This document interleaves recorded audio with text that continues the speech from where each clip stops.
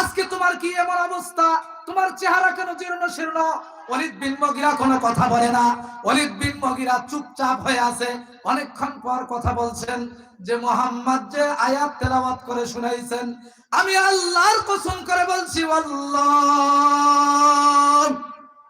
ওয়াল্লাহি ইন্না লাহু লাহালাওয়া ওয়া ইন্না আলাইহি লাতালাওয়া ওয়া ইন্না আসলাহু লামুরিক ওয়া আ'লাহু লামুসমার ওয়া মা হুয়া বিকাউলিল বাশার।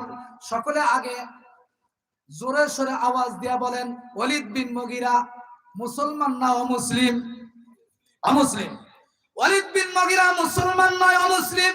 ওয়ালিদ বিন মুগিরা মুসলমান নয় অমুসলিম। সেই সময় মক্কার মধ্যে মুসলমান এবং অমুসলমান, কাফের এবং মুসলমান সকলেই আল্লাহর জাতের উপর কসম খাওয়াটা সকলের অভ্যাস ছিল।